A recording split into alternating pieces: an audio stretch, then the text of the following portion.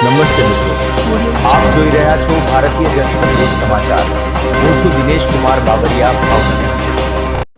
નમસ્કાર દર્શક મિત્રો, નવા વિડીયો સાથે આપ સૌનું હાર્દિક સ્વાગત છે. હું છું સોલંકી દર્શના. વડોદરા નજીક રતનપુર પાસેના એક ફ્લેટમાં રાત્રે ઊંઘી ગયેલો યુવાન સવારે રહસ્યમય સંજોગોમાં ઉઠ્યો જ ન હતો અને તેનું મૃત્યુ થતાં પોલીસ દ્વારા તપાસ હાથ ધરાઈ છે.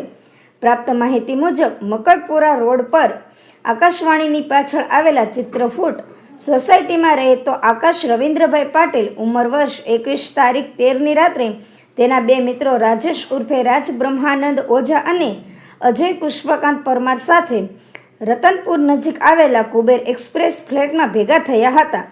બાદમાં રાત્રે બંને મિત્રો પોતપોતાના ઘરે જતા રહ્યા હતા, જ્યારે આકાશ એકલો ફ્લેટમાં ઊંઘી ગયો હતો. સવાર સુધીમાં આકાશ ઘરે નહીં આવતા તેના પિતા રવિન્દ્રભાઈએ શોધખોળ શરૂ કરી હતી, જેમાં તેના બે મિત્રો સાથે રતનપુર ખાતેના ફ્લેટમાં ગયો હોવાની વિગતો જાણવા મળ્યા બાદ રવિન્દ્રભાઈ આકાશના બંને મિત્રો સાથે ફ્લેટ પર પહોંચ્યા હતા, ત્યારે ફ્લેટની અંદરથી બંધ હતો. બાદમાં પાછળની ગેલેરીમાંથી અંદર પ્રવેશીને જોતા આકાશ મૃત્યુ હાલતમાં મળ્યો હતો.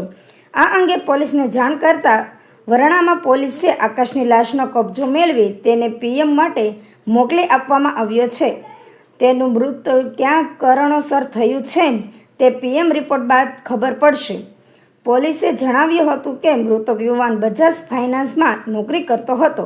અહેવાલ બ્યુરો, જાવેદભાઈ, વડોદરા.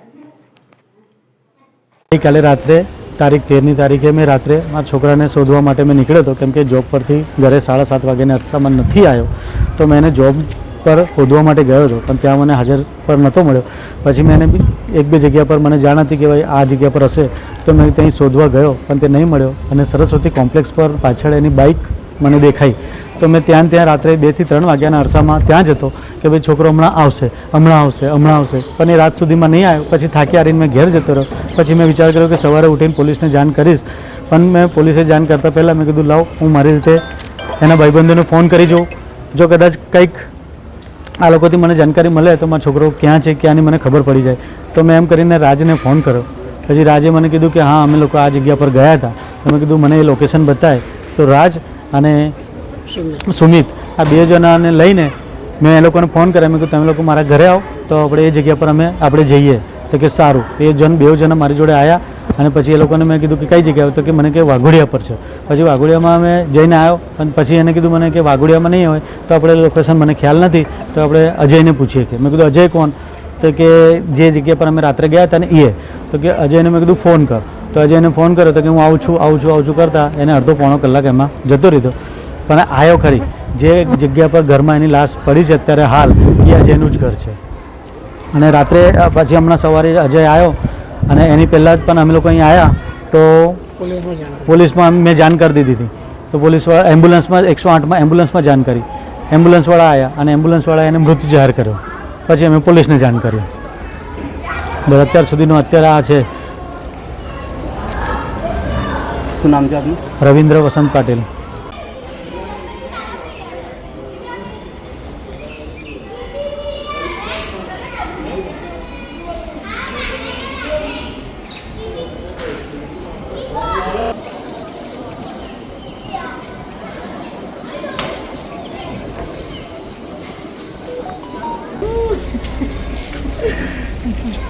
एक लड़का चला गया, ये सब लोगों के चक्कर में मैं लड़का चला गया.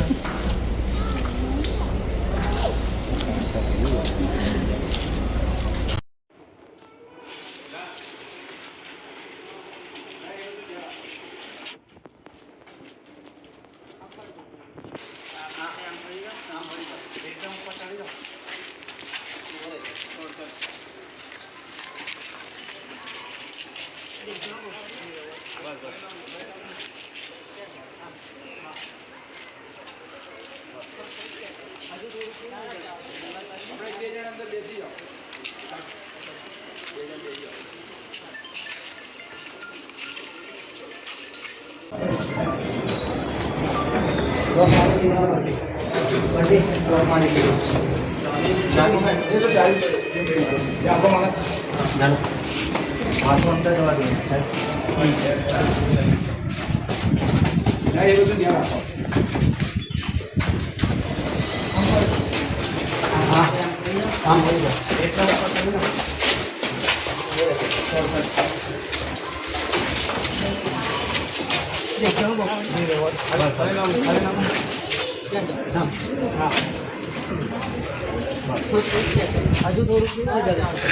આપણે બે જણ અંદર બેસી જાઓ.